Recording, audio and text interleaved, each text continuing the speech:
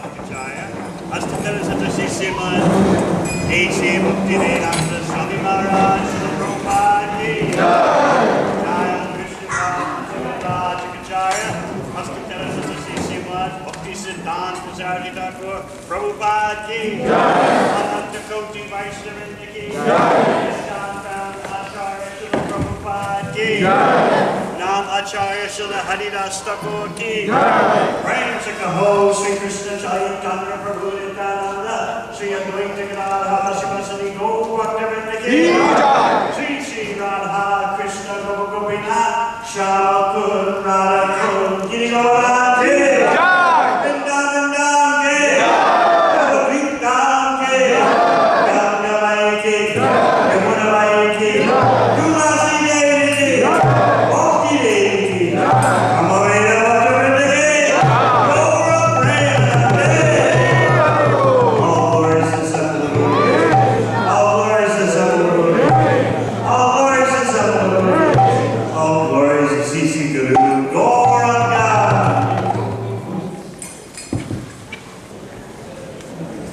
Hare Krishna. For devotees who just joined again, so we are again blessed to have His Holiness Devamrita Maharaj here, Srila Gurudev, and we are here celebrating his 72nd Vyasa Puja. So please, with a loud appeal, could we chant Hare Krishna, Krishna Krishna, Hare Hare, Hare Ram, Ram Ram, Hare Hare. From here on, we will have some offerings done by senior devotees from our congregation. And we would request Keshav Prabhu to please come. His Holiness Devamrita Swami ki jai. So I feel very honored to be here at Maharaj's Vyasa Puja. And Maharaj has served ISKCON for many, many years. And in my eyes, he is the example of an actual Acharya. Acharya means one who teaches by example. And in every way that I've observed Maharaj over the last many years, I see that he's teaching us by his example. He's not someone who just speaks, but he acts. One time, Tamal Krishna Maharaj was driving with Prabhupada from Calcutta to Mayapur. And as they were driving, Tamal Krishna Maharaj said to Prabhupada that, Srila Prabhupada, some of your god brothers are criticizing you because you are using this name, Prabhupada. And then Prabhupada, he said to Tamal Krishna Maharaj, then when you see them, you ask them, how many temples have they opened? How many devotees have they made? And how many books have they distributed? And Prabhupada said, and then we will see who is the actual son of Srila Bhaktisiddhanta Saraswati Thakur. So Prabhupada was aware that he was using that name, or not that he was using the name, but his disciples were referring to him as Prabhupada, which is a very exalted name, and was the name used by his spiritual master. But Prabhupada was pointing out that he knew his position. He was actually an Acharya, right? Because he was spreading the cult of Chaitanya Mahaprabhu all over the earth. So Prabhupada knew what he was doing, even though he was humble about what he was doing, but he knew what he was doing. So whenever I hear this story, and I understand Prabhupada's exalted position, I'm also reminded of His Holiness Devamrita Swami. Because Maharaj is also someone who doesn't just speak, but he acts. He's made so many devotees. So many books have been distributed under his inspiration. And opening temples. Maharaj, have you opened temples, Maharaj? Or? No, I'm not sure. I don't want to say something that's incorrect, but one point I would like to make is that since Maharaj came into the West and started preaching in the West, we see that he started a very particular type of preaching, which he really spearheaded in the Western world, which we would call, originally we call it the loft preaching. In Melbourne we have urban yoga, and in New Zealand they have many different versions of this. But around the world, Maharaj was a pioneer in spearheading a new type of preaching. And actually Prabhupada said in 1976 in Hawaii, Srila Prabhupada said, we've opened enough temples, now open restaurants and reading rooms. So in one sense, that's what Maharaj has done. He's completed Prabhupada's instruction because he opened these preaching centres around the world, which were able to allow people to approach Krishna consciousness without so much of a traditional backdrop. And he has made so many followers and so many disciples. So many have come through this.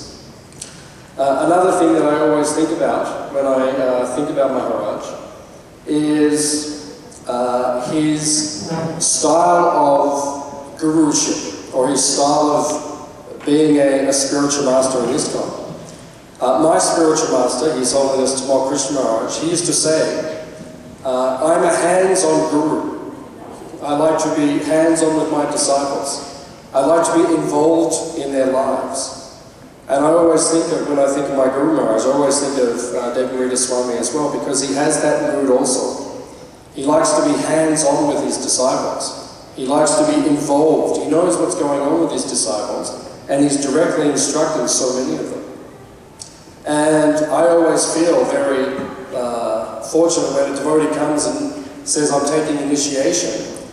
And then I say to the devotee, you know, which spiritual master have you chosen? And when they say His Holiness Devamrita Swami, I always say to these devotees, you're very blessed, because you're receiving a spiritual master who is going to be very involved in your life, which is a great blessing. Not all spiritual masters are like that.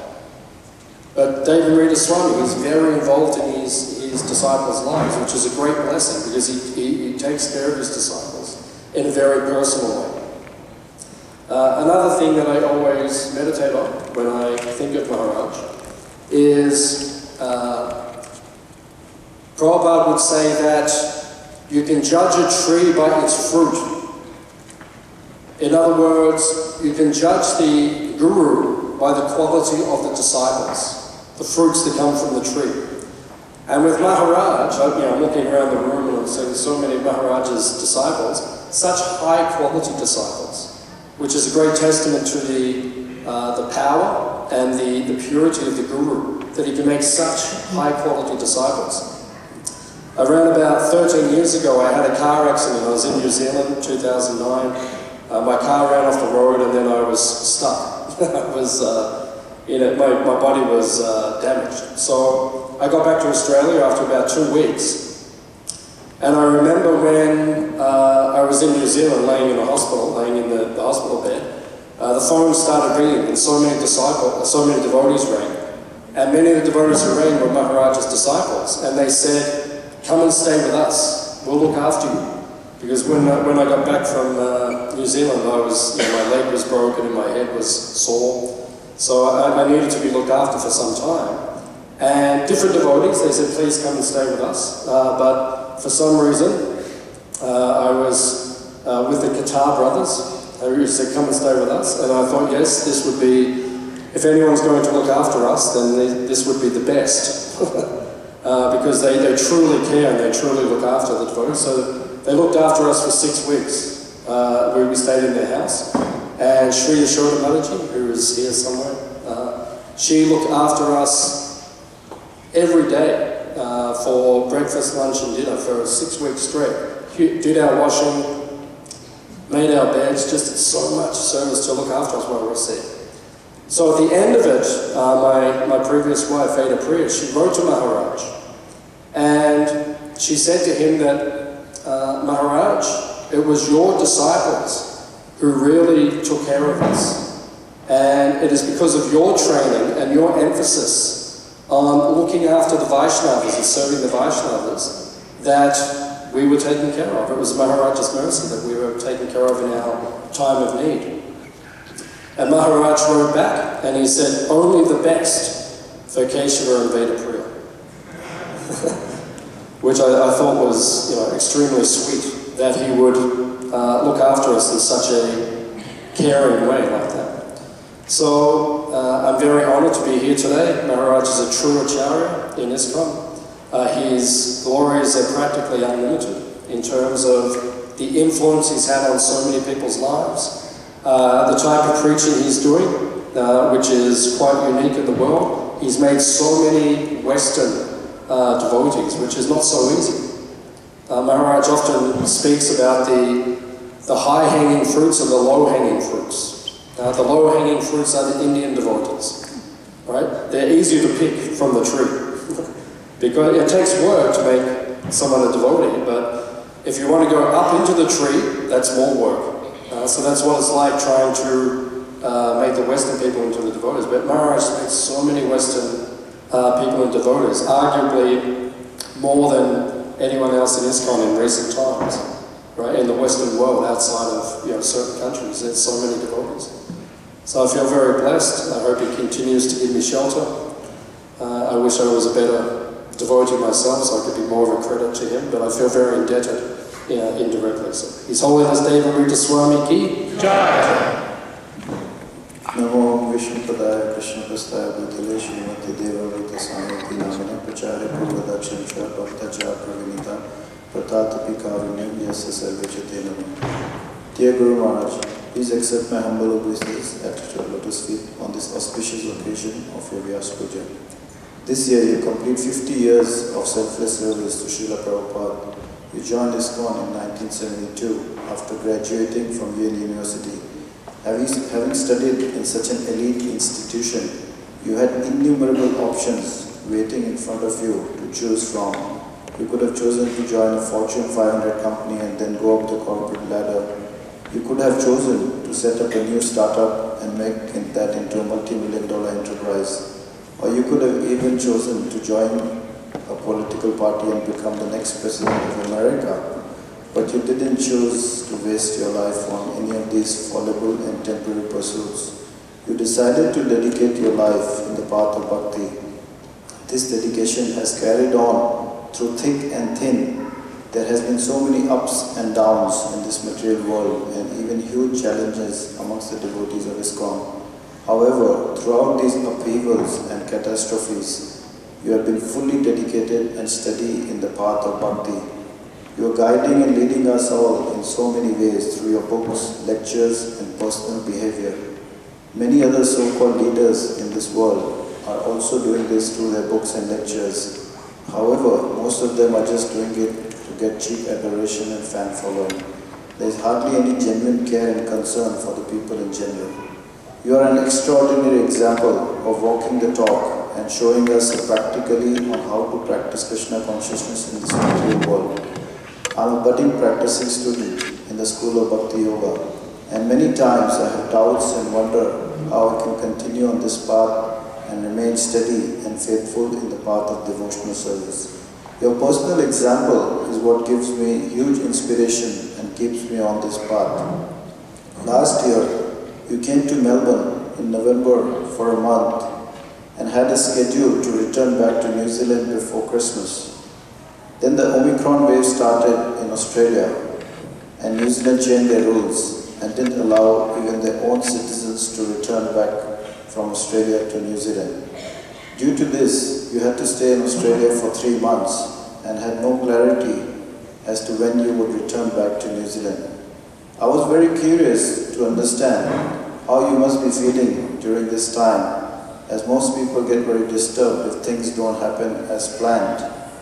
When I asked you how you're feeling, as normally you don't like to change your travel itinerary, your reply was, quote, "I simply depend on Krishna's desire and not attached to any of my own plans, and as such I am always peaceful," end of quote. Thank you for showing this amazing insight and example on how we should aspire to live our lives in this forever changing material world. Your servant, Krishna Kapadas.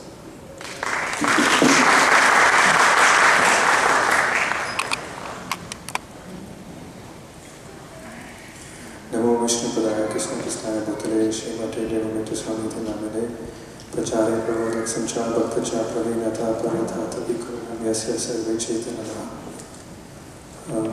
Dear Gurudev. It's a coincidence that Krishna Katha Prabhu has spoken about your Yale education and your achievements that you could do. My offering is in the similar lines, so we didn't exchange notes at all about this. Julius Caesar, in his text to the Romans, said, "I came, I saw, I conquered." Gurudev, your mission was not one of political conquest, but of spiritual compassion. In an interview in Gita Nagari in 2017 to a devotee, you were asked, when you left Yale University, you felt you could not pursue a materialistic life. What prompted your decision to move away from materialism? You replied, I became fascinated by the ancient yoga and meditation guidebook Bhagavad Gita. I felt that I could do more good for the world by practicing and teaching the Bhakti Yoga that the Gita prescribes than by my focusing on a corporate or academic career, the usual outcome for a Yale graduate. I loved the ancient yogic wisdom and wanted to pursue life as a yoga professor, researcher, striving for connection to the ultimate spiritual source, that culmination of the yoga and meditation systems grant. In short, I became intensely attracted to Krishna, the speaker of the Gita, and wanted to specialize in Bhakti Yoga and the Krishna meditation. So this was your response to the devotee who asked the question. Your response in the interview shows the spiritual adaptation of the quote, I came, I saw, I conquered. Scriptures provide clarity on the quote as follows. In Śrīmad Bhāgavatam, Canto 3, Chapter 5, text number 3 states, O my Lord, great philanthropic souls travel on the earth on behalf of the Supreme Personality of Godhead to show compassion to the fallen souls who are averse to the sense of subordination to the Lord.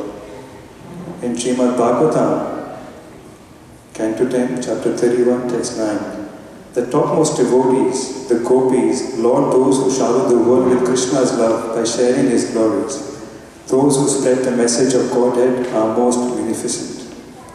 In Chaitanya Charitamrita Madhya Leela 7.128, instruct everyone to follow the orders of Lord Shri Krishna as they are given in Bhagavad Gita and Śrīmad Bhāgavatam.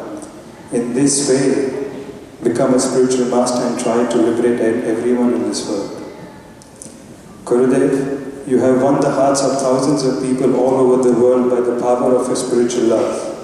By that love, you inspire people from incredibly diverse backgrounds to enthrone Krishna as the Lord of their heart, conquering the many illusions that misdirected the love towards worldly things. We have been very fortunate throughout this pandemic where there's calamity in the whole world, but I feel we've had your blessings, because in last 2 years of the pandemic, the amount of time that you stayed in Melbourne has been the longest, and the affection and the tolerance that you have shown towards the noise in the house and the examples that you lead in front of us is amazing. So we are so blessed to have this opportunity to serve you.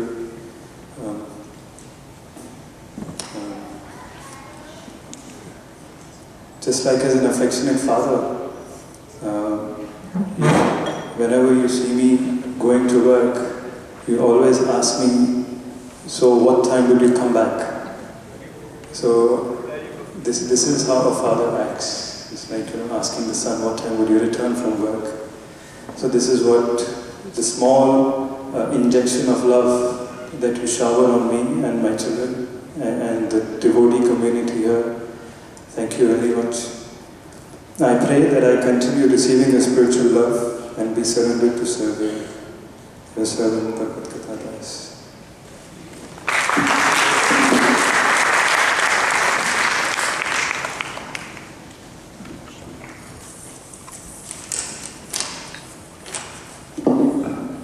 Dear Guru Maharaj, please accept my humble obeisances. All glories to Śrīmad Bhāgavatam. Without your love and dedication to Srila Prabhupada, how could you ever have come to New Zealand? Without your love and dedication to Srila Prabhupada, how could you have ever given someone like me and so many others the time of day? Feeling forgotten by the rest of the world, and as stated in the Chaitanya Charitamrita, chapter 12, text 71. A person without Krishna consciousness is no better than dry wood or a dead body. He is understood to be dead while living, and after death, he is punishable by Yamaraj. I can tell you that before reading Srila Prabhupada's books and hearing from you some 24 plus years ago, I definitely felt like dry wood and was surely suitable for Yamaraj's punishment. Just as in 65, Srila Prabhupada came to the West with a trunk full of transcendental fruits. Similarly, in the 90s, you came to New Zealand with those same transcendental fruits, distributing them far and wide. As we see also in Australia and right here in Melbourne, those fruits are being distributed freely to the dead wood and to those who are dead but somehow alive. Guru Maharaj, you are bringing to life, transcendental life, to whomever will take these ripe and juicy fruits, handed down so carefully from Lord Chaitanya's tree. To this we are always in your debt. Your servant, Manikriva Das.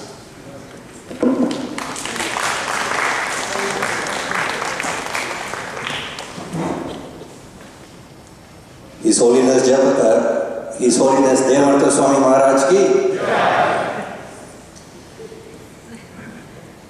Maharaj, please accept my respectful obeisances. All glories to Srila Prabhupada. Srila Prabhupada has built a house that the whole world can live in. While Prabhupada has built the house, maintaining all the houses, not easy. That responsibility, of course, Prabhupada started off with his first line of disciples, like Maharaj here. What strikes me about Maharaj is especially the mood of surrender to Srila Prabhupada's mission. The stamina, the decades of service, devoted service, selfless service, to actually not just maintain the houses that Srila Prabhupada has built, but to actually populate those houses with devotees. And it's not easy. If we think back of our own respective families, we've got a few members in our families. Just those few members give us such headache. But here, we are talking about gurus, we are talking about Devamrita Swami Maharaj. He's got hundreds and thousands of children. How much of a headache they would be giving him, based on our experience of our own families. But if we think about it, we don't see Maharaj displaying any of this. If we look at him, he is always an air of calmness. There's peacefulness always written on his face. It goes to show how deep Maharaj is absorbed in his world of Krishna consciousness attached to Srila Prabhupada's lotus feet. What good fortune that we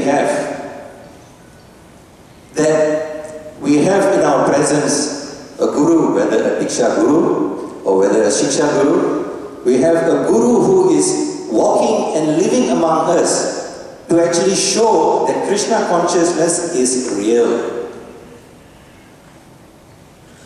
We cannot relate direct to Krishna.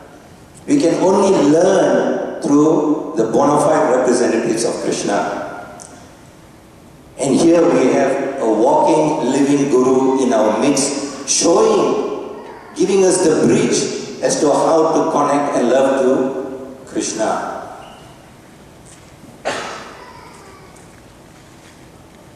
How can we imbibe this mood of surrender? For years we are practicing Krishna consciousness. But how do we get to learn the true mood of surrender? The years of sacrifice, if you think about it, today we have wonderful temples around the world, ISKCON temples. But think about the sacrifices that have been made by gurus like Maharaj here, to actually build those temples, to put devotees in those temples. If only each brick in those temples could speak, oh, what wonderful stories that they would say. But today, we are the recipients of their hard labor, Maharaj being one of them. Today we are sauntering into the temples of ISKCON around the world. We are mesmerized by the beauty of the deities. We take wonderful association of the devotees. But the early years of sacrifice were from personalities like Maharaj. Oh, what good fortune we have today. Oh, what good fortune. Thank you, Maharaj. Thank you very much. Please keep guiding us. And thank you very much for engaging me in your service. Hare Krishna. All glories to Devamrita Swami Maharaj ki.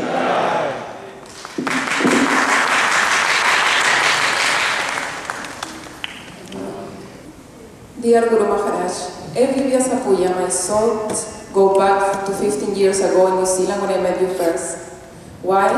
Because that memories are deep in my heart. They create an impression that doesn't go and always remind me how much more better I can do in my spiritual life. Living a Brahmacharini ashram was an incredible experience. The thing that touched me first was to find a place where ladies are protected. It is incredible you open a place where young ladies can live, eat, sleep and practice a spiritual life for free. The only thing we needed to do was devotional service. Guru Maharaj, you trusted us and gave us responsibilities to run a whole preaching center. It was fun and very inspiring for Westerners to take up Krishna consciousness. We hardly had any money, hardly we had anything. Many of us, we were traveling alone around the world and we took shelter on you. We took shelter in devotional service. We took shelter in our chanting and Prabhupada's book. Thank you, Guru Maharaj. I will be always indebted to you for this opportunity. One of the inspiration to take shelter with you was to see all my god brothers and sisters. I felt they are all amazing, so I wanted to be part of your family. Everyone trying their best in their own spiritual practice, but at the same time, giving support and time to others. The new devotees always have someone who are ready to listen, read, and chant with them. Your kirtan are incredibly vibrant and powerful, and your energy was present in each Sunday feast, kirtan and Harinam. We really felt it was a party, so much fun, and that is what the Westerners were looking to get the feeling that practice spiritual life was really fun. Thank you for helping me with my cooking, correcting me when it was needed, sometimes with soft words, stray words, and sometimes with jokes. Once I served you too much salad and you said to me, do you think I'm a rabbit? You are very, very compassionate, and I have seen this with my own family, how much care you are giving to us. Because of your mercy, my mother took initiation with you. You mentioned in Melbourne how to keep your enthusiasm in preaching, especially in book distribution. When people don't understand the philosophy, you stress the point that one never knows when you plant a seed, when this plant or this seed will blossom. When we distribute a book. or in what hands this book will end. This is in my heart, giving me the enthusiasm to preach even more. All glories to you and your service to Srila Prabhupada and Lord Krishna. Your eternal servant, Samohini Devidasa.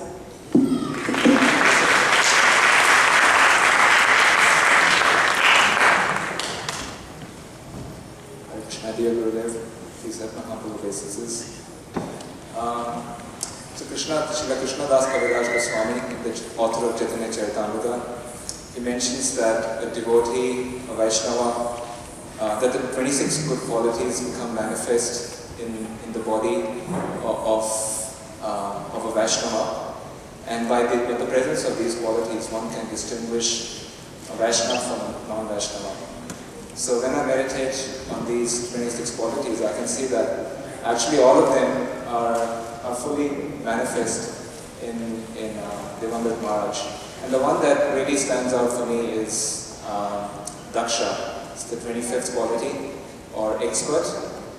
And as Keshava Prabhu was mentioning, that Maharaj has a very unique style of outreach.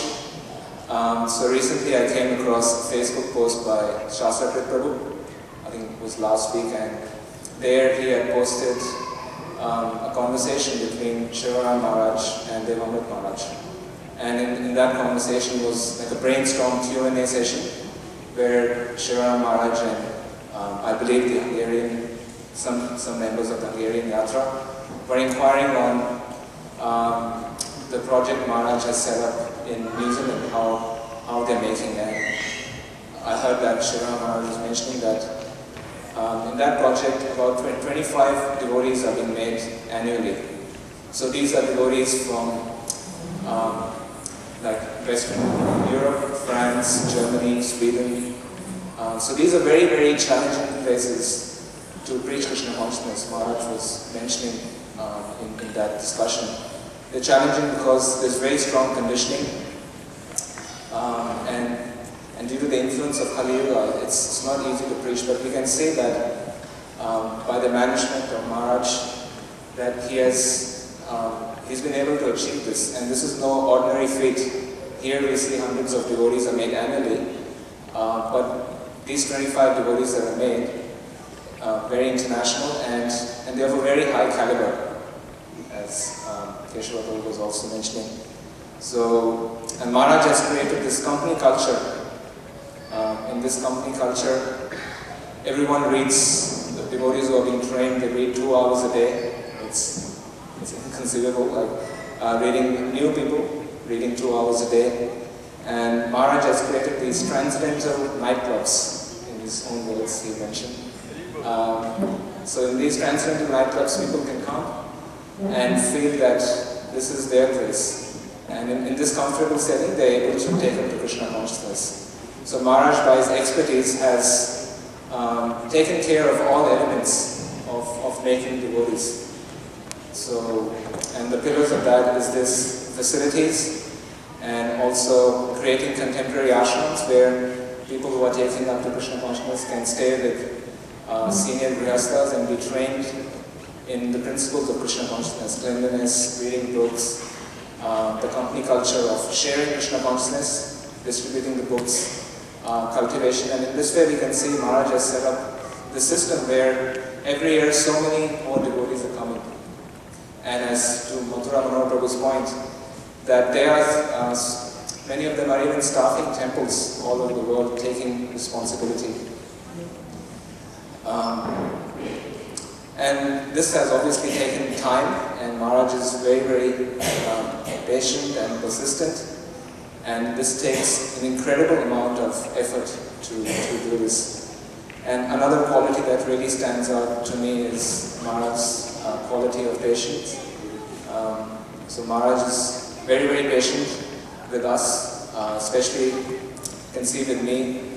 Maharaj tolerates all my nonsense.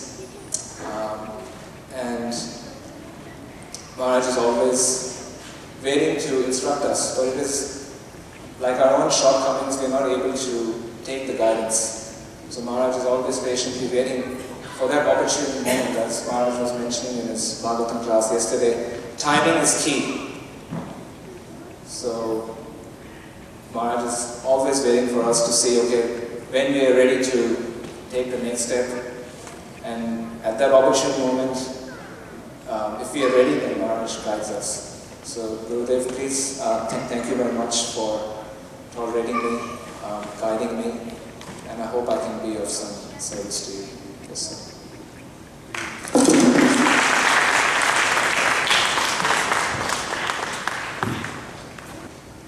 Dear Gurudev, please accept my humble obeisances. All glories to Śrīmad Bhāgavatam, all glories to your auspicious appearance day. Thank you so much, Gurudev, for agreeing and being personally present in Melbourne for Vyasa Puja celebrations this year. I am very grateful to you for accepting me as your disciple. And after my limited years in Krishna consciousness, I am still trying to understand what it means to be a disciple.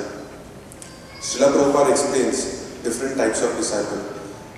Uttama disciple is disciple who, even without spiritual master giving a direct order that I want this to be done, can understand the mind and desire of spiritual master.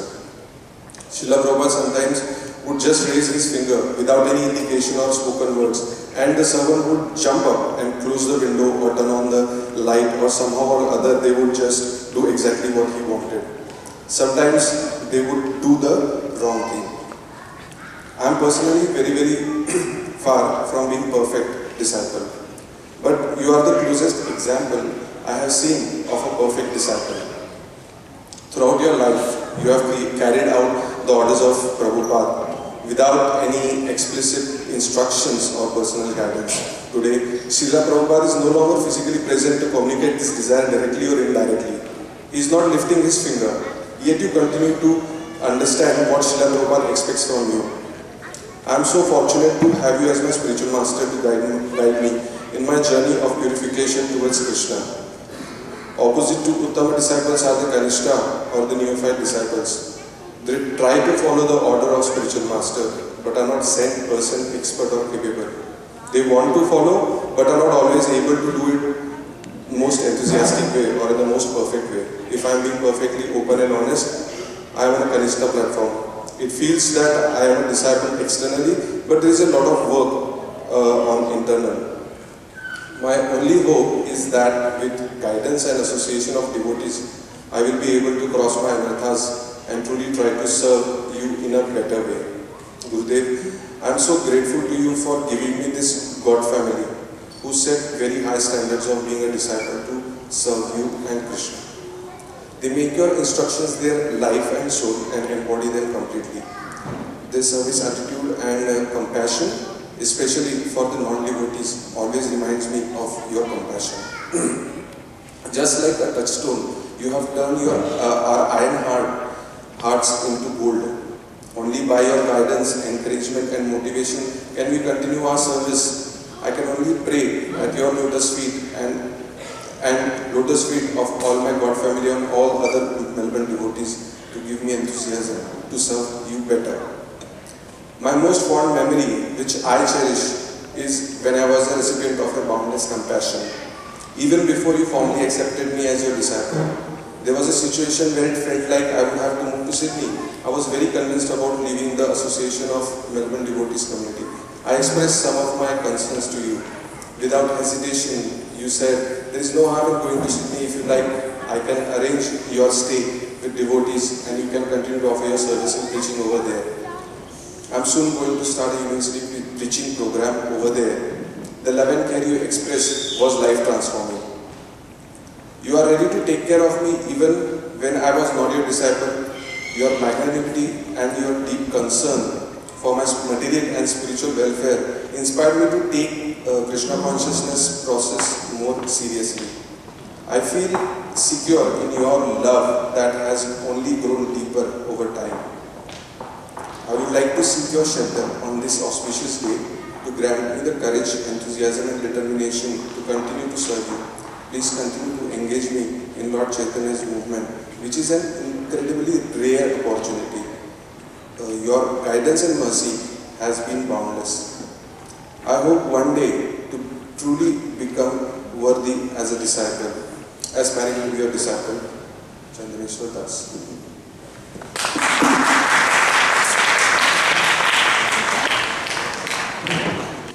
Dear Guru Maharaj, please accept my humble obeisances. On this occasion of your Vyasa Puja, I'd like to reflect on the relationship between Guru and disciple, reinforce my commitment of initiation, and take the opportunity to glorify you.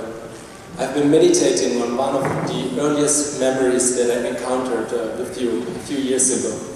You were answering questions at a home program, and one of your answers, it struck me in particular.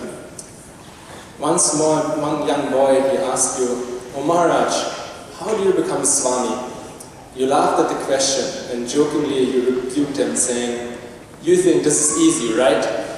And then you explained that once we don't have any problems anymore ourselves, then all the other people's problems, they will become our problems. I've been pondering on your answer, and I find it is very profound. In a simple language and a few words, you were saying so much. First, you were hinting at the initial characteristics of pure devotional service, how it can solve all our problems. And then second, you were displaying the compassion of the Vaishnava, who does not seek relief just for himself, but who aspires to serve the whole world. During my initiation, a few years later, you again emphasized the same point. After comparing initiation to the official enrollment at the Harinam Academy, you highlighted the powerful effects of chanting Hare Krishna, both as an individual and globally. You explained that in the beginning, initiation means to become responsible for our own spiritual life. But as we mature, it means to take responsibility for the whole world.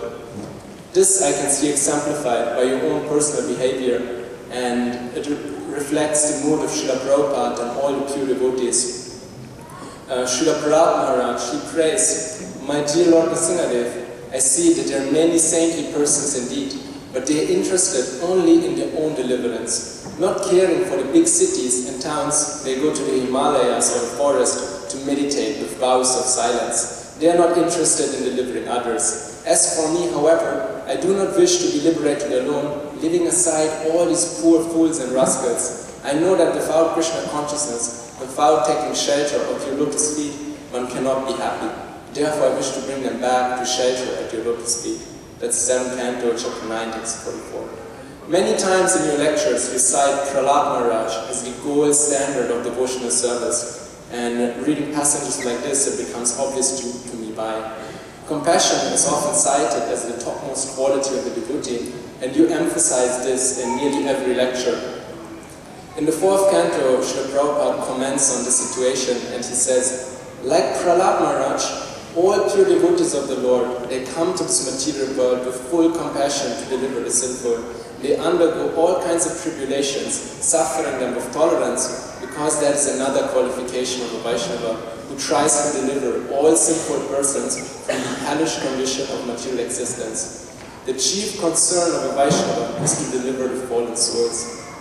Further down the lines, Srila Prabhupada encourages us to pray to such a Vaishnava who is compared to a desire tree, who is full of mercy and who can fulfill all the desires of the living entities. Following his order, I'd like to take this opportunity to humbly beg your compassion upon me too, and pray to be also part of the Sankirtan movement, and to help to spread the glories of the holy name and unlimited compassion of the Vaishnavas. Your servant, Mrikeshwari Das.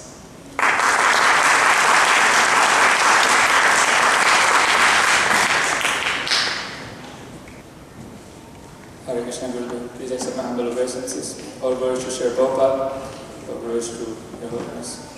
Thankfully, COVID is over, or at least its restrictions. We have looked forward to this very keenly as we missed your Vapu association and especially organizing outreach events for you. Gurudev, your visit to Melbourne means a lot to us. With your arrival, you bring a tons of services for us, and we struggle to meet them. But all the frenzy of organizing the events is rewarded amply when we get to hear you speak at those events. Your deep realizations, delivered with great expertise, compassion, and humor, are feasts to our ears. When there is a generation gap, it's often hard for audiences to connect with the speaker, for they share very different perspectives towards life. However, you are so much in touch with what's trending and the mindset of your audiences that you are very relatable to the audiences of all stripes and colors. In your retreats to Indian students and young professionals, you seem to know them more than themselves. You challenge their beliefs and nudge them to progress in their spiritual journeys. In one lecture, you mentioned that one boy was nearly in tears after hearing your talk at one of the Western Outreach Center. He came and told you, "You just smashed everything that I ever believed in." Outreach and book distribution are very pleasing to you, and you always encourage devotees to engage in spreading Krishna consciousness.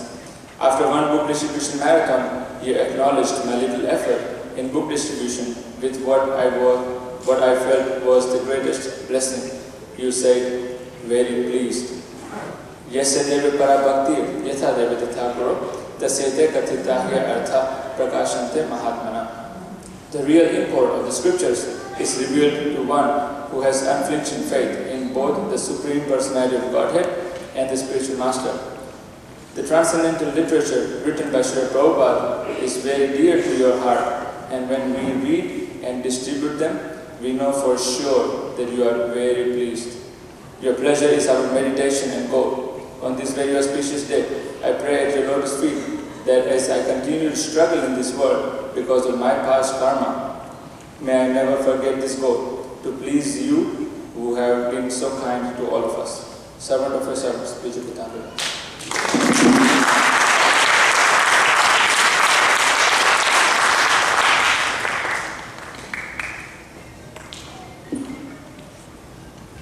Hare Krishna, Srila Gurudev. Please accept my humble obeisances on this most auspicious occasion. So just during your last visit, I had a chance to have a quick darshan of you, and you kindly asked me how many years you've been seeing me, and I told you I met you first time in 2004 and took initiation in 2008. So, and then you said, "Thank you very much for staying on." But then I realized actually it is only your mercy and your blessings that I've been able to continue in this devotional life and able to do some small service to you. And also you give so many expert advice actually. You see if something crops up, you immediately correct it. So, like one time I met you and I told you out of a little bit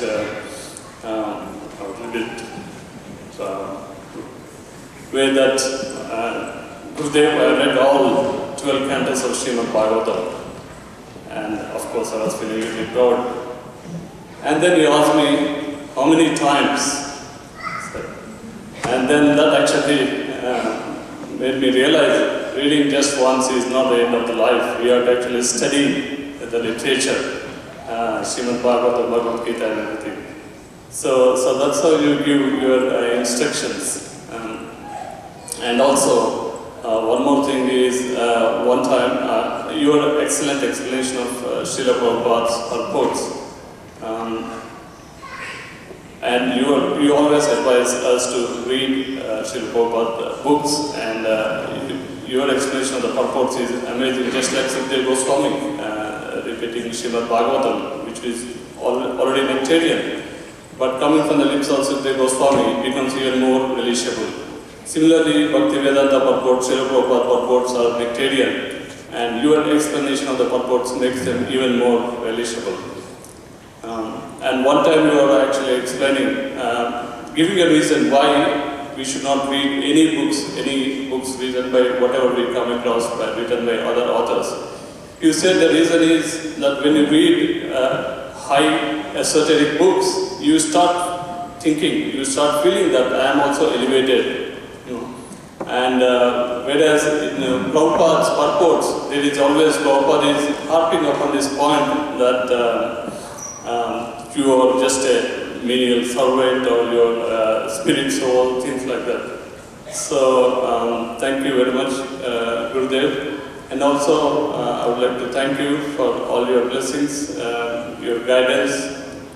For my wife also, she is trying to cook something for you, so you encouraged her, and she always relishes that your words of encouragement. And I thank you, and please continue to give your blessings on me. Your humble servant, Yamuna Jivandas.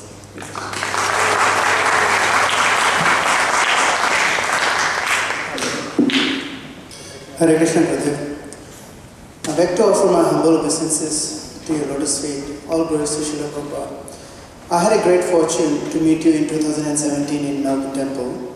I was extremely attracted to your calm, serene and super energizing voice. I still remember that Bhagavatam class where you spoke about futility of material advancement if it is not done to advance in bhakti.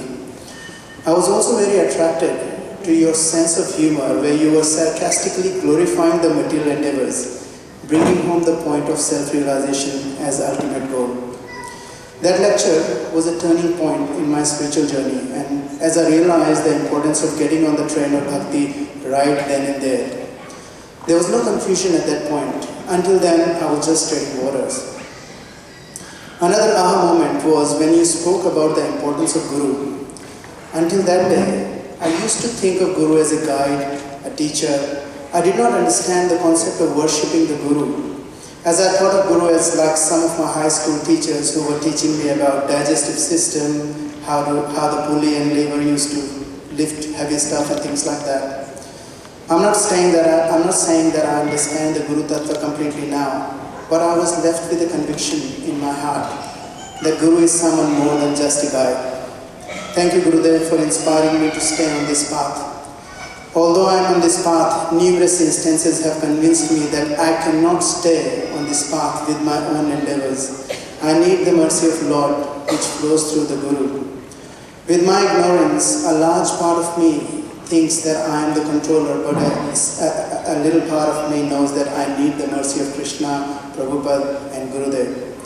I know that the only thing that is in my hand is my desire to endeavor to serve the Lord and His devotees. I remember when I met you on Zoom during the pandemic and I requested you to take me in your shelter. You said that you are happy to assist me in my spiritual journey.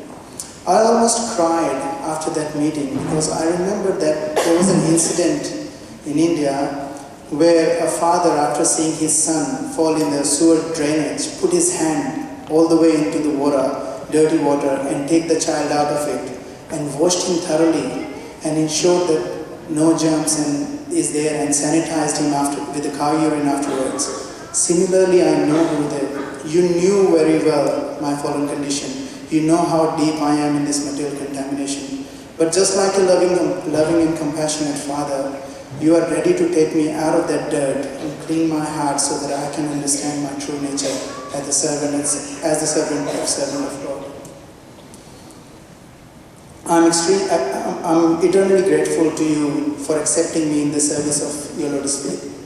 My only wish is to get a benediction to serve your lotus feet constantly. I know in my heart that that is the only way I'm able to fulfill the purpose of this human life. Srila Prabhupada asked the Lord to use him as a puppet.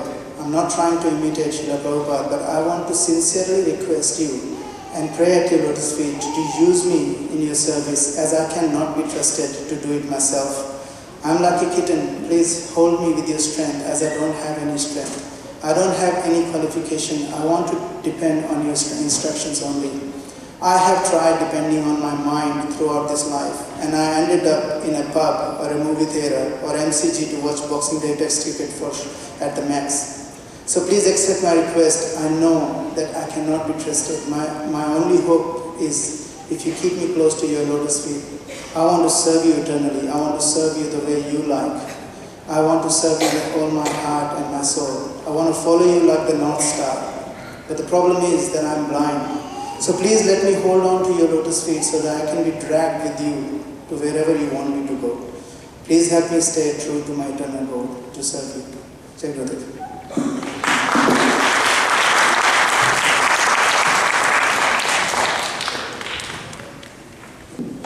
have the great fortune of Aniruddha Prabhu and Achinta Rupa Mataji being here. We will request Aniruddha Prabhu to please share some words. Hare Krishna.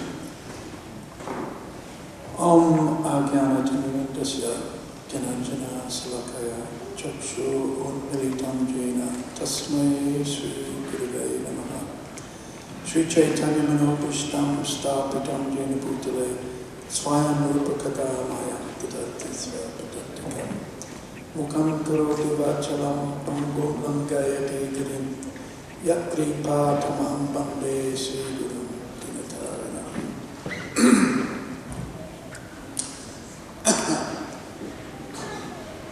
This morning we were reading in the Śrīmad Bhāgavatam how Maharaj Chitraketu, after having the darshan of the Lord, was glorifying and offering his respects to his spiritual master, Sri Narada Muni.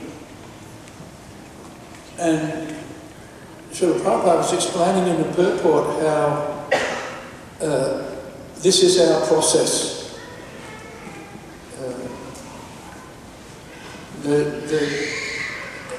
Even though Maharaj Chitraketu was such an elevated personality and such that he was personally seeing the Lord, still he was offering his obeisances and respect to his spiritual master, because he and every disciple effectively recognizes that whatever level of spiritual advancement they might have made, it's all due to the mercy of the spiritual master.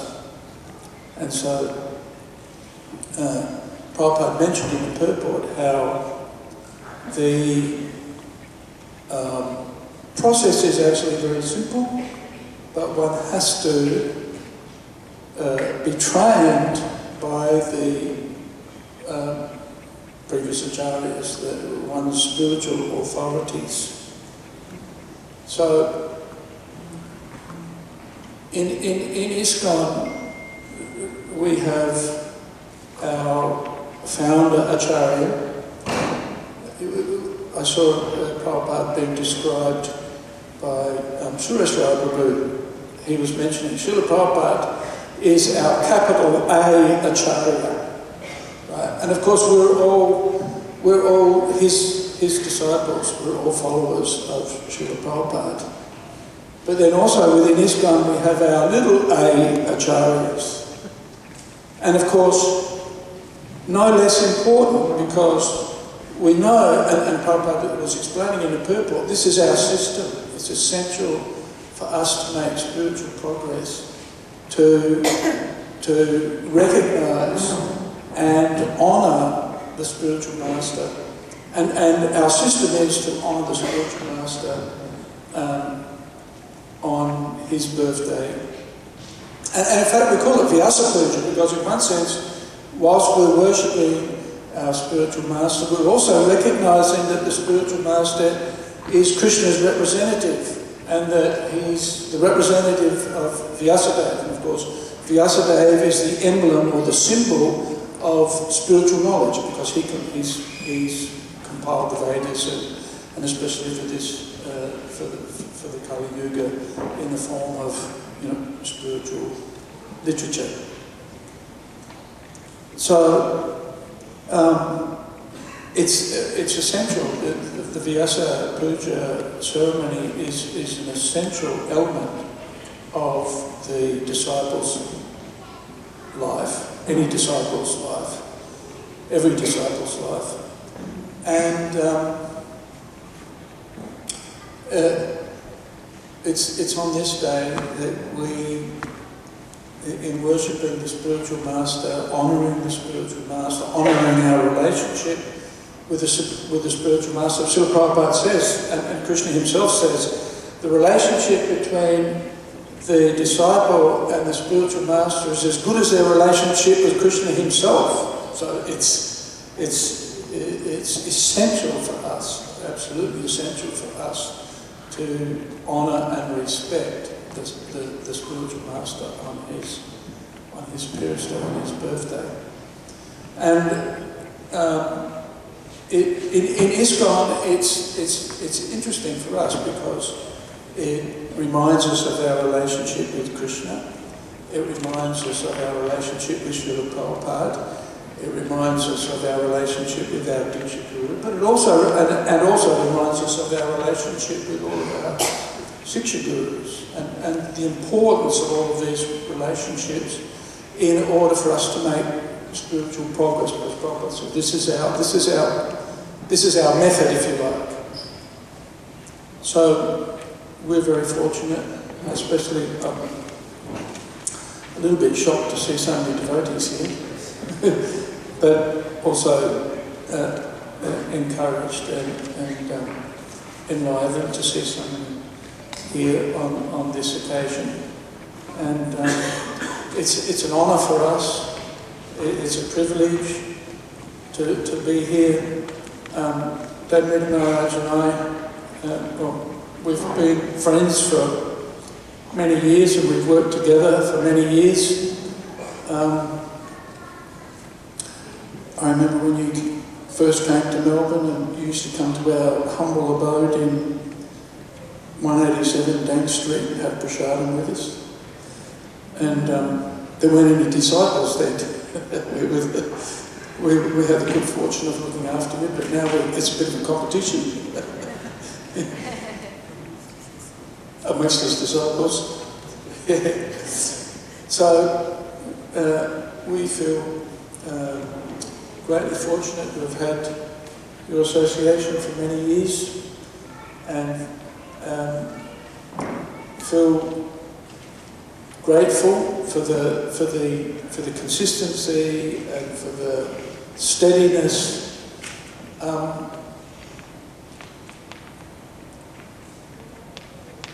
Your preaching, your enthusiasm for preaching, your flexibility is inspiring.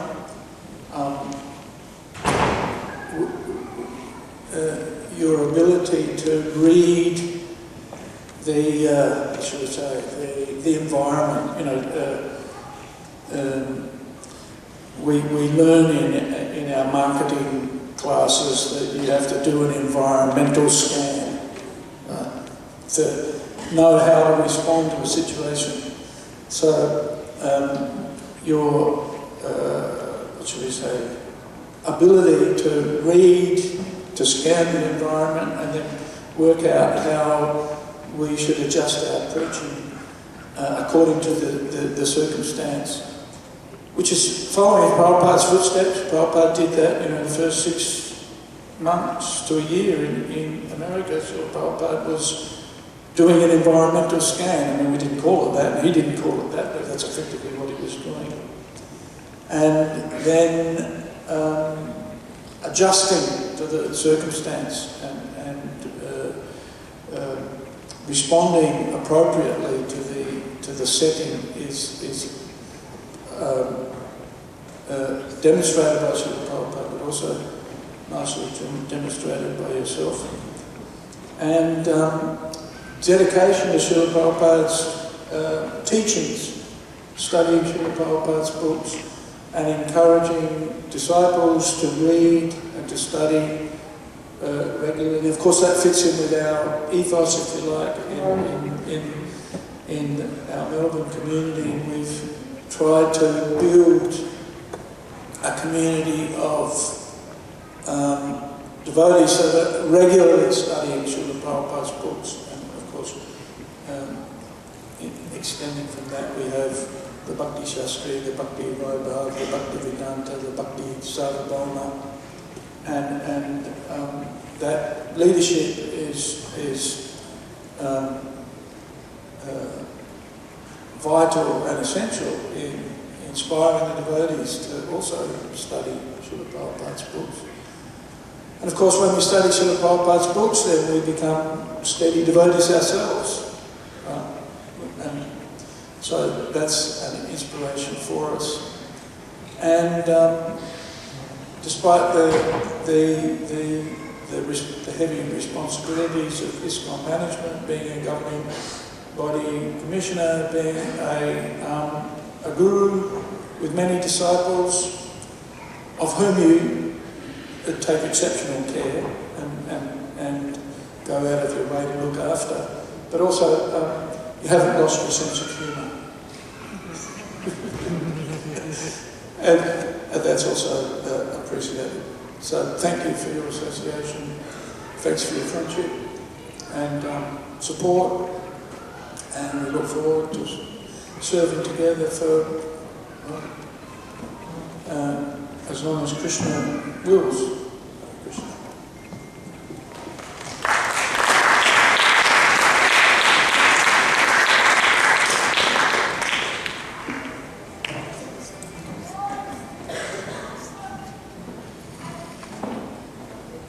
Chintarupa says that what she's written is very similar to what I just said, but we shouldn't be surprised by that.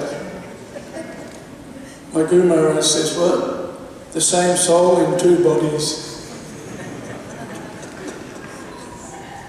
Hare Krishna.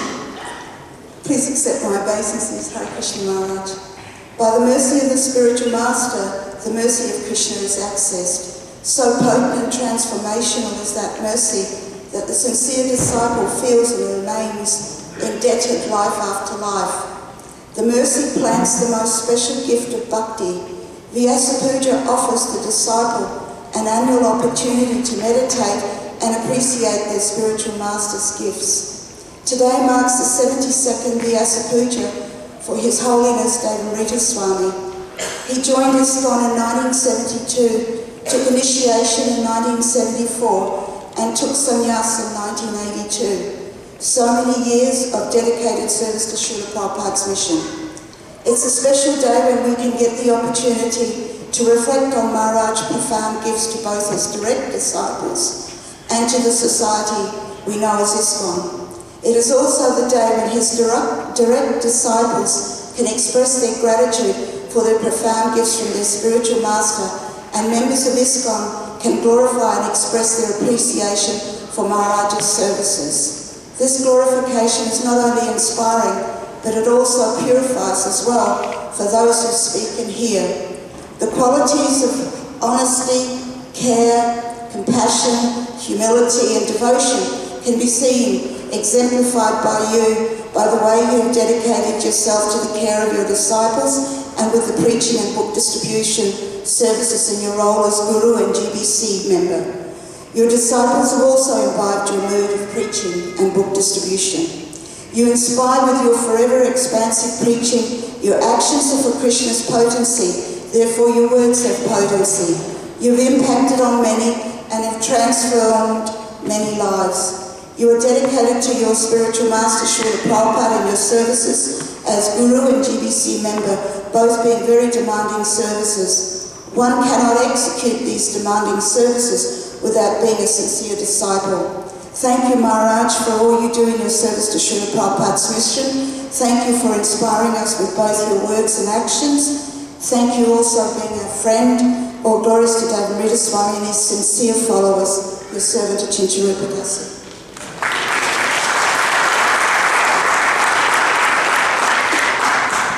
His Holiness Srila Gurudev Ki.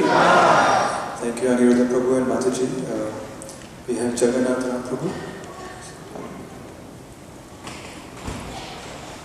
Thank you. Hare Krishna Maharaj. Please accept our humble obeisances, all glories to Srila Prabhupada. Please also accept our birthday wishes on this day, which is extra special, not only for all your Shiksha and Diksha disciples in Melbourne, but for the whole of ISKCON fraternity at large, not to speak of the entire mankind. I am very grateful to His Grace Gopavindesh Prabhu for giving me this opportunity to render this Vyasa Puja offering unto you. Maharaj, Yamunanila and I very fondly remember the day in Mumbai when you had come for IIT preaching program, and on the request of His Grace Gauranga Prabhu and owing to your causeless mercy on us, you agreed to stay the night at our humble residence. That one evening made a significant impact in the Krishna consciousness of several of my family members, including my parents, who up until then had been on the fence in their decision to accept our Sampradaya teachings. Your divine association acted as a catalyst and was the much needed boost for them at that time. The breakthrough that I could not achieve for a long time with them happened overnight, and my family is eternally indebted to your good self for the same. Though my parents are no more, and I am happy that in this lifetime they took initiation under Srila Prabhupada's ISKCON, and your divine association has had a lion's share in that outcome, and we are very grateful for the affection you gave to us. We fondly remember that our own Brahman Diksha Yajna was also presided over by your divine self. Thus, you have been directly and indirectly involved in so many ways in our Krishna consciousness journey.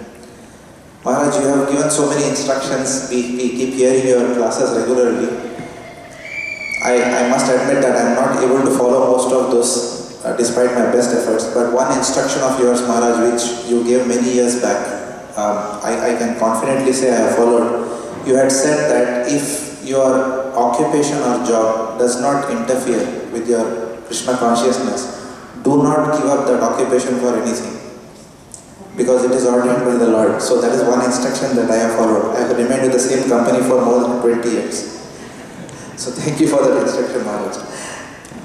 We also have the good fortune of hearing your divine lectures on a regular basis, and they are a genre in themselves. Your deep realizations, coupled with incisive humor, have a penetrating effect on our hearts and readily show us where we stand in our spiritual lives. They help us sustain the course of our life amidst the myriad invitations that material energy relentlessly offers, as you were mentioning in yesterday's Śrīmad Bhāgavatam class. Also, by constantly hearing your classes over time, one gets an idea of how to present the philosophy of Krishna consciousness to a Western audience. I get frequent requests at my workplace to give some message to the floor on occasions such as Deepavali, and your classes have specifically helped me relate to an audience that come from diverse nationalities. Your classes are always special. However, in our view, this aspect of neutrality or secularity is the supreme speciality of your lectures and discourses. On your Vyasa Puja day, Maharaj, we earnestly pray to their lordships, Shri Radha Vallabha, to bestow upon you good health always and a long life, so generations can benefit from your Vani and Vapu association for the years to come. We seek your kind blessings yet again, and a very, very happy birthday once again. Your servants, Jagannath Ramdas and Yamunanila Devidas.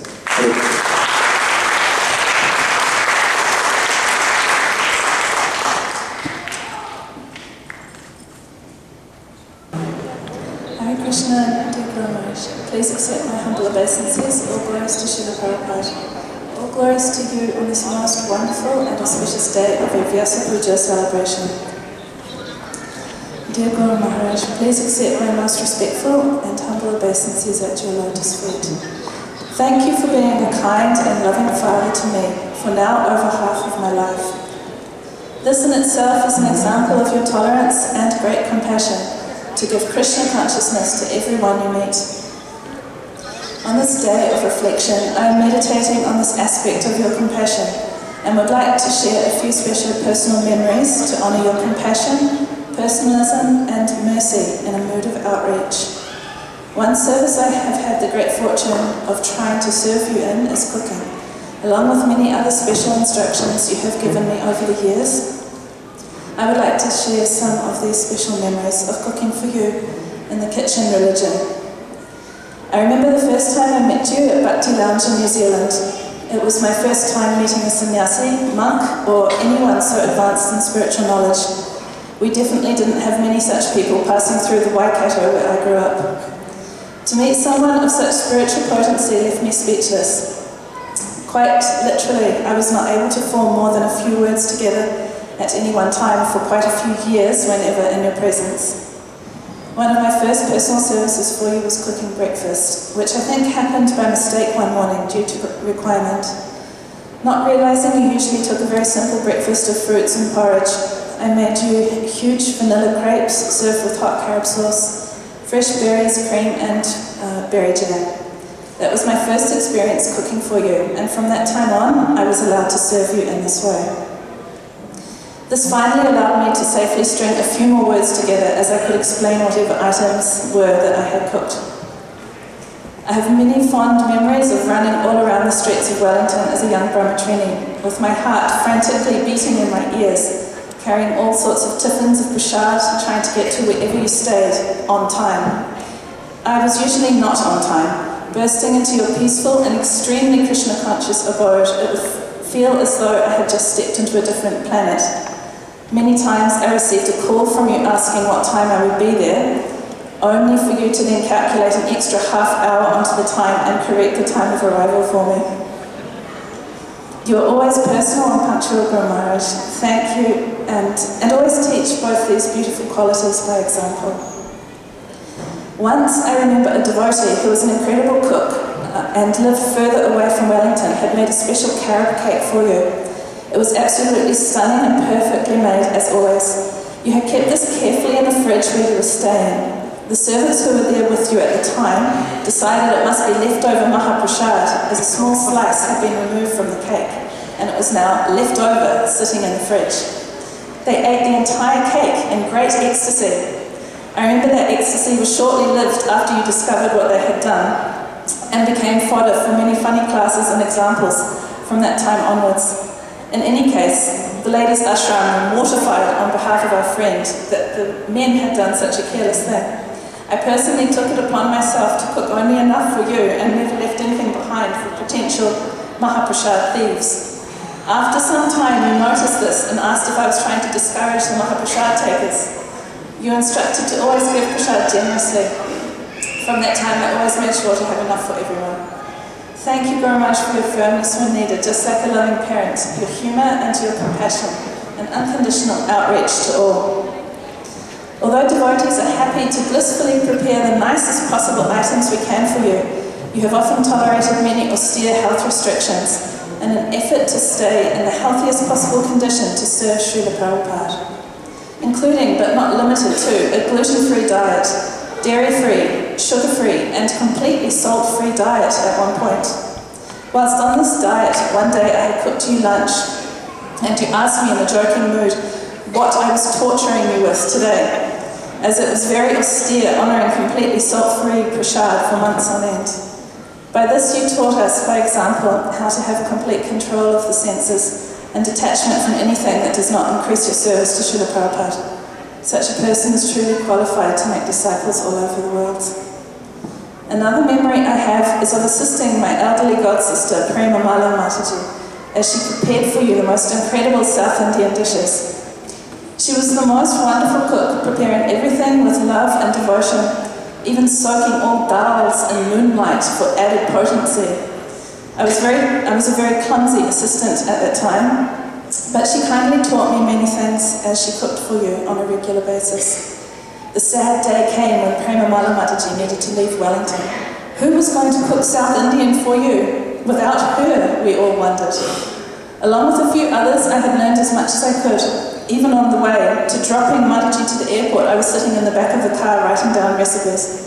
So I prepared a South Indian meal for you as best as I could, thinking that was what you would like. I remember you were really not impressed at all and told me and all others to just cook whatever we know how to cook and not try to imitate anyone else. A deeply philosophical point to learn from on many levels. Thank you for always teaching us how bhakti is always the secret ingredient in anything we do, and for inspiring us all to do whatever we can to the best of our ability in serving Krishna. Guru Maharaj, you have always encouraged all devotees to be expert at anything they do. In this mood, at your outreach centres over the years, you have sent countless recipe books, suggestions for international cuisine, recipes or personal instructions and suggestions to your disciples, always encouraging us to perfect the art of cooking. Once in a class you mentioned how, along with some of your godbrothers, you honoured some Maha Sandesh, entirely hand-kneaded and handmade by His Holiness Bibi Govinda Swami. You said the bhakti was tangible and inspired your disciples with this example that we should aspire to give our outreach guests and each other this experience when they taste our prasad, and how important the consciousness is that we put into our preparations and services. Linked to this instruction, you once told us about the famous Sankirtan laglus that used to be distributed on the streets of New York in the early days, with people searching the subways to find devotees with them. You said the famous slogan used was that they were better than a kiss.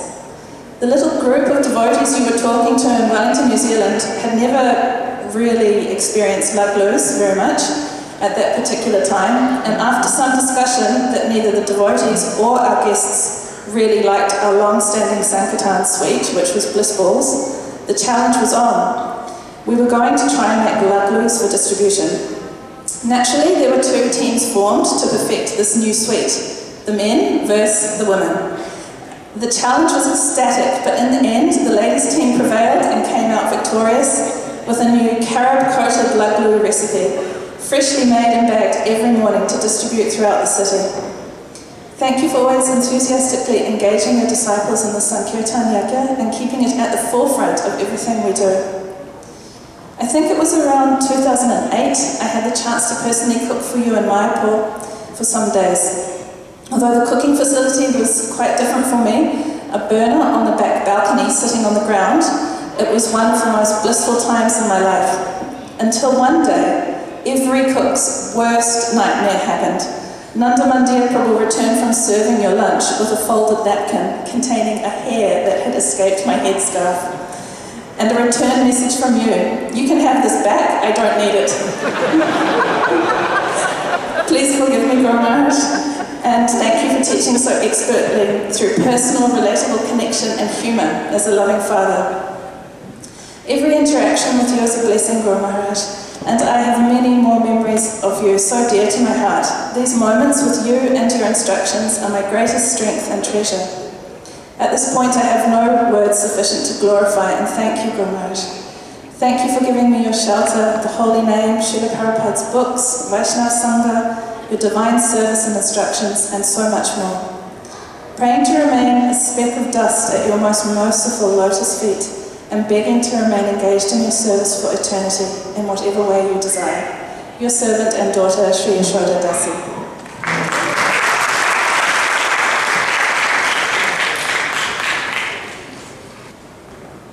Hare Krishna Gurudev.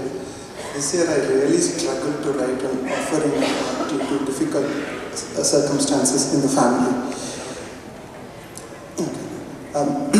Hare Krishna Gurudev. This year I really struggled to write an offering with much thought due to difficult circumstances in the family. And it has never been easy, it is never easy to glorify great personalities. And my glorification presented here will only be like an attempt to describe the brightness of the sun to someone who cannot see.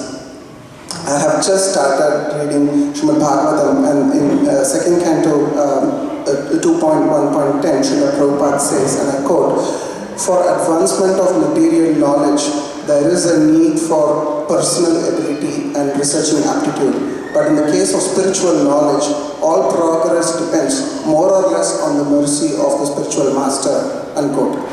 This really struck me, as I was under a false impression that by ticking some boxes here and there, I was making spiritual progress. It dawned on me that I haven't even started at all. Hence, I would like to take this opportunity on this momentous day of your appearance day to surrender onto your lotus feet. there can be no doubt that that you are propagating Srila Prabhupada's message in a manner that reaches today's society.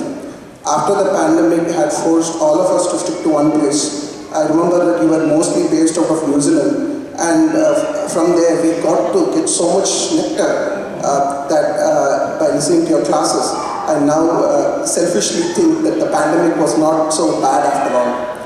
Right after the borders opened up, you have been back to your usual travels, and I often wonder which part of the world you are preaching at the moment. It is truly our great fortune that the sun has become manifest directly here in Melbourne now, and after a long winter, I'm here in front of you, attempting to bathe in sunshine of your glance. Oh Gurudeva, kindly glance at me and all other similar fallen souls.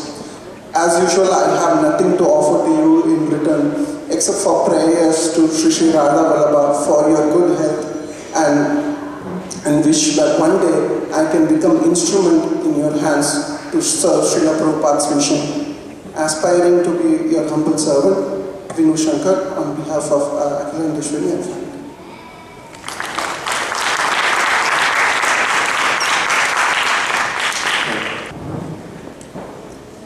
Hare Krishna, dear Gurudev, please accept my humble obeisances at your lotus feet. All glories to Srila Prabhupada, all glories to the assembled Vaishnavas and Vaishnavis. This year, like every other year, while I made an attempt to write a Vyasa Puja offering for you, I felt at a loss for words. I cannot fathom the boundless mercy that you have sheltered me with, and so to express my unrealized gratitude felt like a hard task. Through your personal instruction to me, I was made aware that to be called a devotee means a lot more than following the minimum standards of 16 rounds and 4 regulative principles. Me being a grihini, it is also about looking after my family with always keeping Krishna in the center, to be a good wife and a mother, setting the right examples for my kids to become Krishna conscious whilst doing a full-time job as an employee. Through your Vani, I have taken inspiration from your mother, who is an epitome of how an ideal mother should be. That in spite of what everyone else said, she raised her kids in a strict and disciplined manner, standing steadfast by the high values that she held. Your sister, whom you have spoken about, even when she lost her 2 sons in a very short span of time, her bhakti never deterred, but instead became immensely intensified because of her desire and determination. How, just by being in the association of devotees, she could get through the difficult time of agony, and yet her faith in Krishna increasing by leaps and bounds.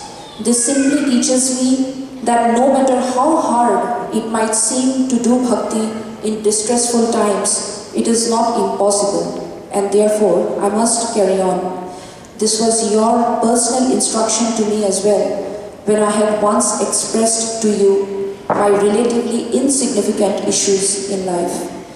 By the dint of your mercy, me and my husband have started hosting a bhakti rickshaw, and ever since then our lives have changed. Our home is now Srila Prabhupada's home. Please bless us so we may continue to serve the Vaishnavas in the right mode. Dear Gurudev, despite knowing well that this material world has nothing to offer, I am constantly struggling with my anarthas and my own conditioning of lust, anger and greed. And so on this auspicious day, I earnestly seek your blessings to help me take baby steps in my spiritual life. Thank you for accepting me as your disciple, because serving at your lotus feet is my only way to give up the false idea of happiness in this material world and to endeavor to develop real love for Krishna. Your menial servant, Sukanya.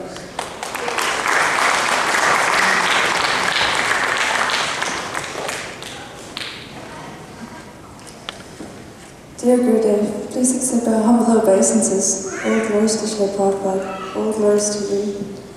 Thank you for being so accessible through your writings and lectures. With a touch of a button, you are immediately with us, and sound, full of gravity, humor, and intensity. Thank you for so many beautiful, in-depth collections of lectures on different sections of the scriptures. The Python Man series is still one of my favorites. When speaking about the personalities in the scriptures, you bring them to life to us. They become real people going through real ordeals. You encourage us to read the scriptures in that way, not just dry facts, but to look out for the colors and emotions throughout. Thank you for taking such an interest in us over so many years. We will never forget how in difficult times you are so quick to answer and to help inspire us through those times. We are so grateful for you bringing us into the Melbourne Bhakti community, full of amazing devotees and so much service and many cooking opportunities. Thank you for the extreme care you take of our devotee community. Every visit of yours is an intense event, an opportunity for us to refocus. In your presence, all distractions and obstacles vanish and we gain new hope. Please bless us with the strength and intelligence to prioritize our daily chanting as the most important activity in our short, tiny lives. Your servants, Vaishnav Charandas and Yasamati Devidasi.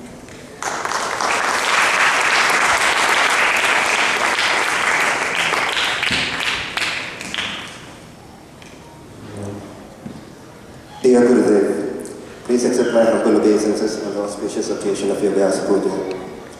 Vyasa Puja is an opportunity for a disciple to express his gratitude and appreciation towards the spiritual master as the empowered representative of Sri Vyasadeva. Like Sri Vyasadeva, the spiritual master presents the Vedic knowledge in a manner that suits the circumstances and audience of his times, and in doing so shatters the illusion of those who respond positively to this presentation, guiding them back to the lotus feet of Krishna.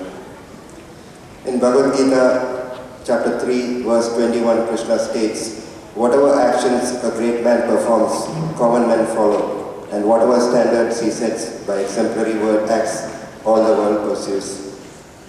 Srila Prabhupada explains in the purport to this verse, quote, "People in general always require a leader who can teach the public by practical behavior.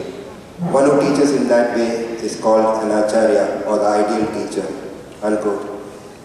While reading this verse recently, I was meditating on the exemplary standards set by your example in every aspect of what you do, thereby perfectly assuming the role of an Acharya.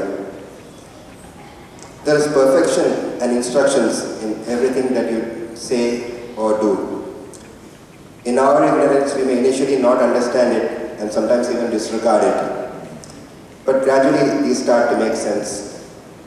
And to those of us who are dull-minded like myself and slow, you mercifully tolerate and guide us so that we remain on track in our spiritual journey. Your instructions are simple and clear, yet you also ensure that it's catered to be practical to each one's situation without diluting the essence, so that we make progress from whatever stage we are at. This year marks 50 years of your commitment towards ISKCON. Even after so many decades of dedicated service, the enthusiasm that you have for any preaching opportunity is just amazing. During a personal darshan a few months back, I had mentioned about a small preaching opportunity that had come my way, and immediately your eyes lit up and you were keen to know more.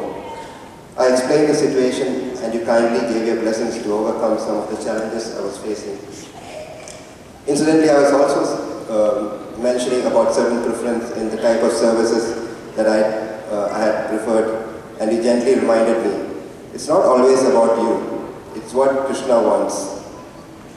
Since then, whenever in an uncomfortable situation, I think of these words and it helps me reconcile the matter easily. On this very auspicious day of your Vyasa Puja, I feel very fortunate to be blessed to be in your association amongst your disciples and well-wishers. I beg at your lotus feet to please continue to engage me in your service so that we may be steady in our spiritual journey. Your insignificant servant, Kirtiman Krishnadas, Priyamada Madhavi Devasi, and Preeti.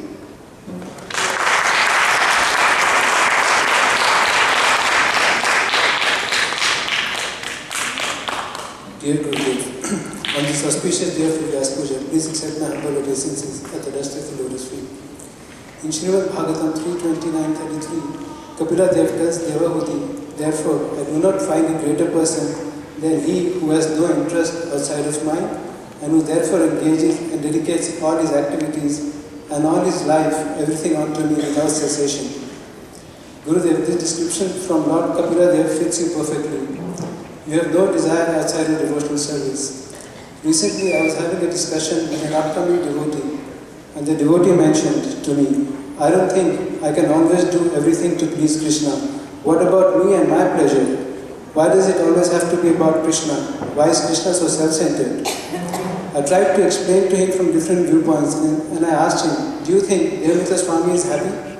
He said, Devamrita Swami, he looks so happy and always has a smile on his face. I asked him, would you like to have that smile and happiness? The devotee said, yes. Then I asked him, what do you think Devamrita Swami is doing to be happy? He instantly replied, Devamrita Swami is always serving to please Krishna. In Śrīmad Bhāgavatam 1:4-12, the translation mentions, those who are devoted to the cause of the personality of Godhead live only for the welfare, development and happiness of others. They do not live for any selfish interest. And in Nectar of Devotion, chapter 25, Prabhupada writes, when a devotee is never tired of executing devotional service and is always engaged in Krishna conscious activities, constantly relishing the transcendental mellows in relationship with Krishna, he is called perfect. Gurudev, you are that perfect devotee. For the last 50 years, selflessly and mystically, you have been extending and stretching yourself to share the signs of Krishna with others.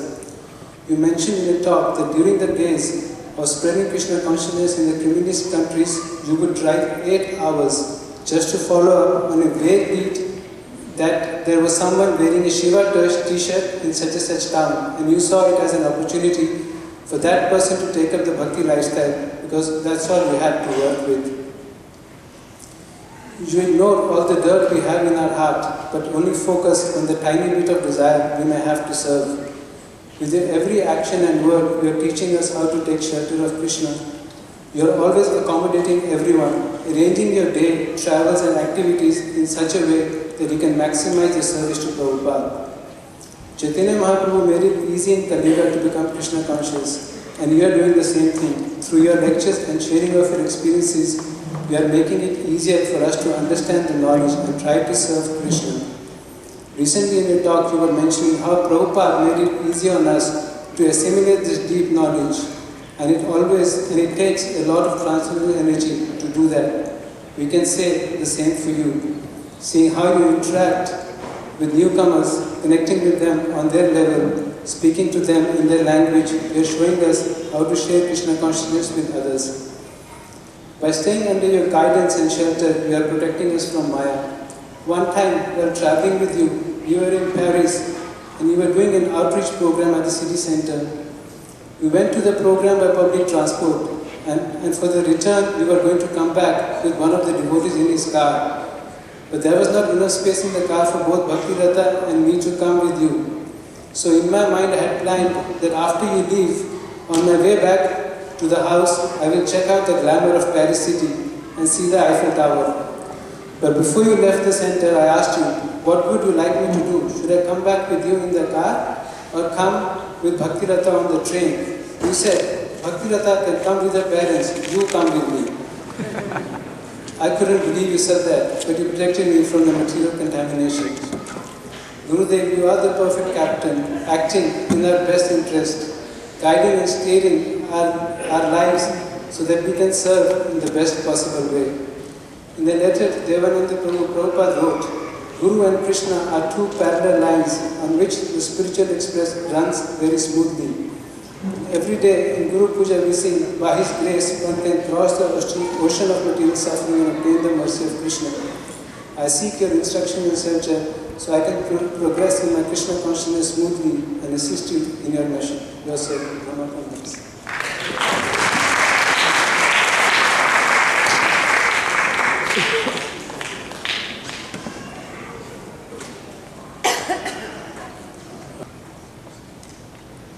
Wow. Sorry I'm late.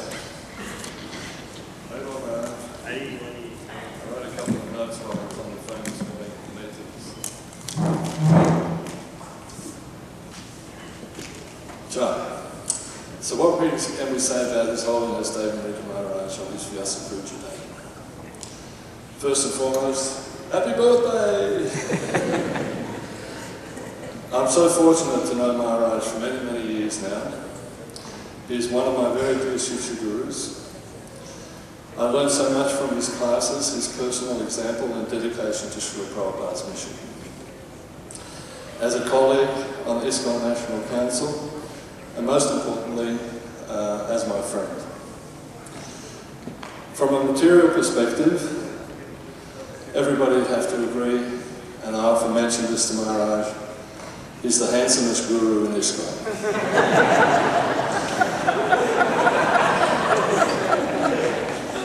He's always well dressed, fully aware of his appearance, is an important representation of ISKCON and Srila Prabhupada, immaculately dressed every time we see him. He carries himself with grace and dignity, and he's proud to be a devotee of Lord Krishna.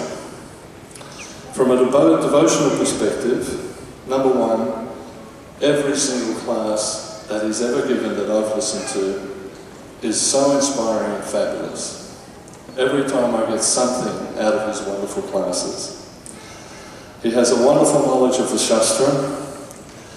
He's always in a devotional mood, always chanting. And I can attest to this. Sometimes I have a room which is next to Maharaj when we used to have the national conferences.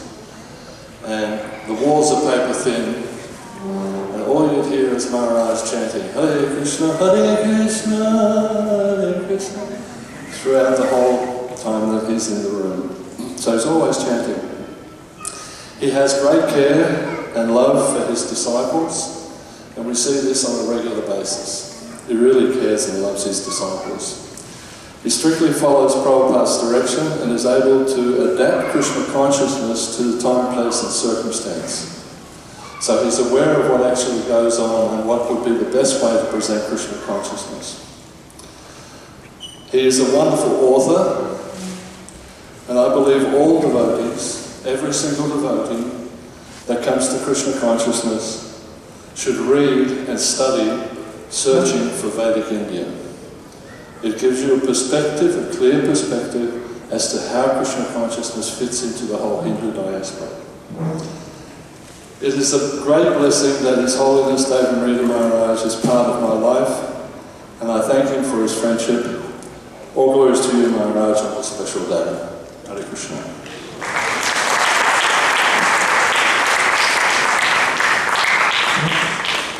Thank you, Bhakta Prabhu. We would request Jnana Samudra Prabhu to please come and express some words. Namo Vishnu Vidai Krishna Prasthaya Pudle, Śrīmad Bhāgavatam Swami Namaste Saraswati Devi, Gauravani Pacharya Nivasesa Shinadari Vasacharya Sthane. Firstly, thank you, Srila Prabhupada, for making this manifest before us. The Association of Vaishnavas and this auspicious day of Maharaj's Vyasa Puja. It does give us the opportunity to again glorify a devotee. I was driving here I noticed that there were so many people engaging in so many pastimes, around St. Kilda. And all engaged in fruitive activity.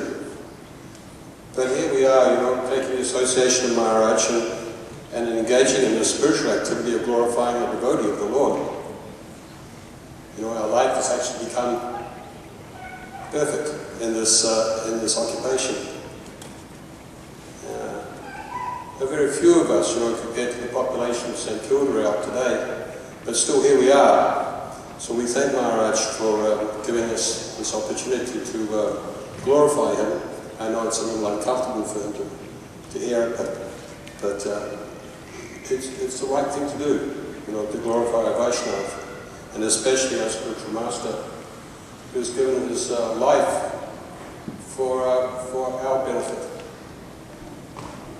Without him, we would be one of those people in St. Kilda, living a mundane existence, and at the end of the day, or the end of their lives, very frustrated. So it is nice to be here. Thank you very much, Maharaj.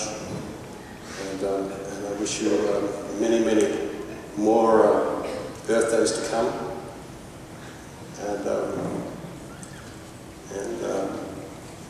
And of course, the devotees gladly give you our blessings,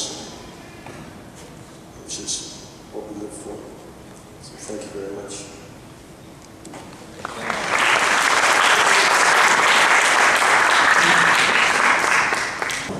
There is an offering by Gopakandesh Prabhu. He did this offering for Srila Gurudev last year, and for his pleasure we would like to play that.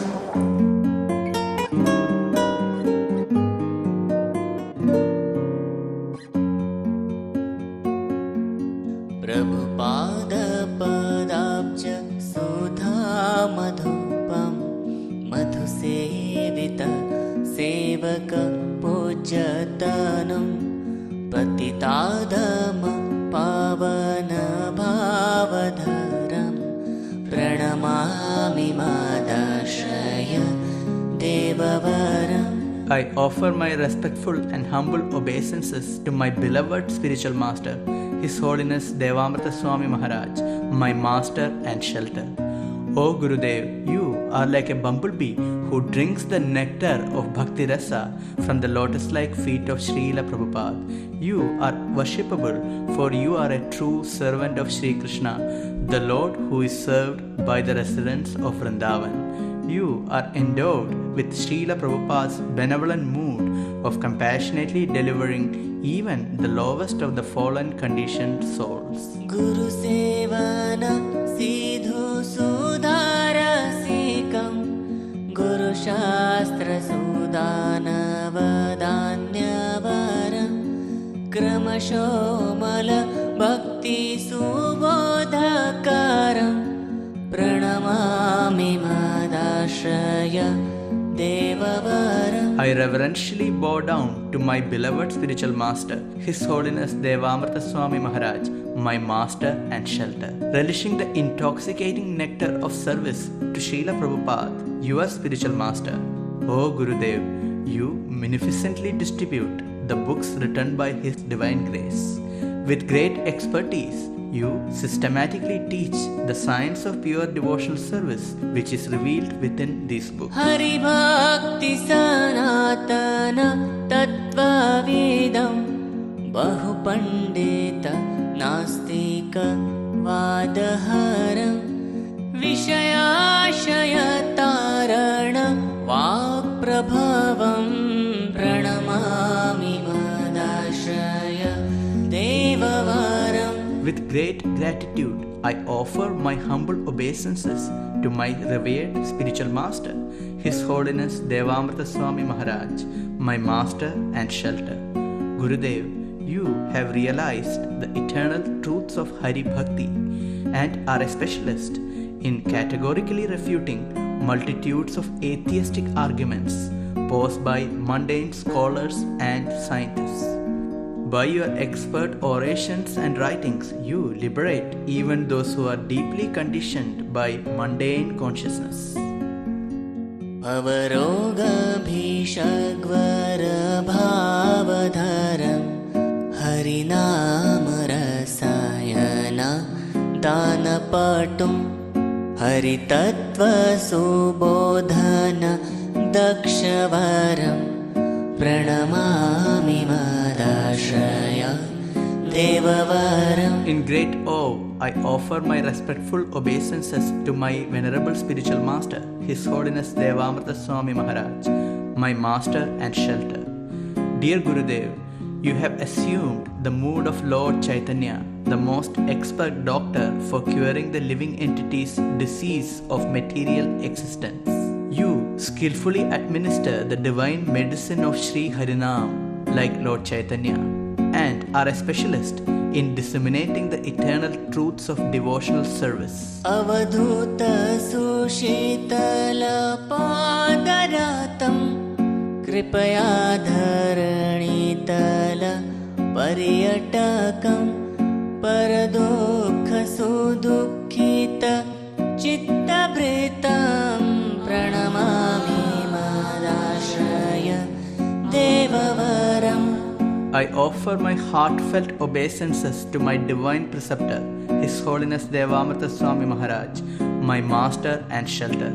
O sagacious master, you are engaged in the service of the supremely cooling lotus feet of Lord Nityananda Avadhuta, which are the only shelter for all suffering souls who are burning in the fire of material existence. To this end, you travel the surface of the earth out of profound compassion for all. In fact, seeing the miseries of others, you experience even greater misery in your tender heart. परिसेवना सारमहारसदं भवनिरसनिन्दन वादपटुं गुरुभाष्य सुभावसुधारसिकं प्रणमामि madashraya देववरम्. With profound appreciation, I offer my respectful and humble obeisances to my spiritual master, His Holiness Devamrita Swami Maharaj, my master and shelter.